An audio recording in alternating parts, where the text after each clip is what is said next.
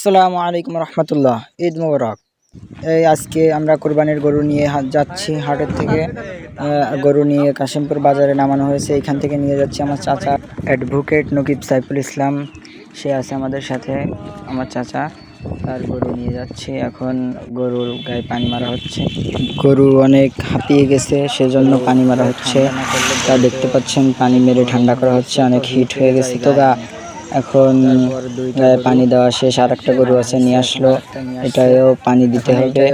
দাঁড়াতে বললাম আমি যে দাঁড়ান, পানি দিই।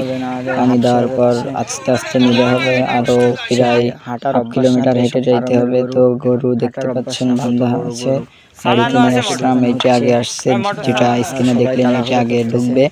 তো ফ্যান রেডি করা, পানি রেডি করা, তাড়াহুড়ো করছে সবাই যে পানি মারতে হবে। অনেক দূর থেকে হাটে আসছে, প্রায় 1 কিলোমিটার হাঁটিয়ে আনা হয়েছে। তো সাদা গরুটা খুবই বড়, সে প্রায় 15 মণ প্লাস করবে।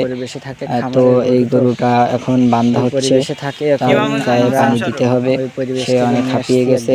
এই গরু সব ফার্মের গরু, এগুলো তো ওইভাবে বের করা হয় না, হাঁটানো হয় না, সেজন্য খুব হাঁপিয়ে যাচ্ছে।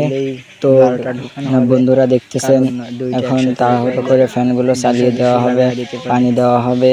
আর একটা গরু ঢোকার পর তো আর একটা গরুও নিয়ে আসছে। এই লাল গরুটা দেখতে পাচ্ছেন, এটাও প্রায় 15 14 প্লাস করবে, 14 মণ প্লাস করবে, এত ওয়েট।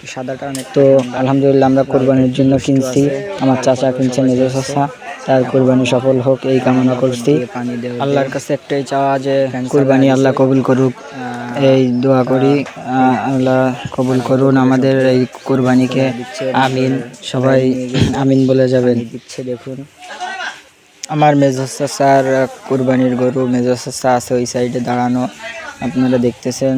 তা ভাইয়া আছে এখানে দাঁড়ানো, ওই ভাইয়া। ভিডিওটা দেখার জন্য অনেক অনেক ধন্যবাদ সবাইকে।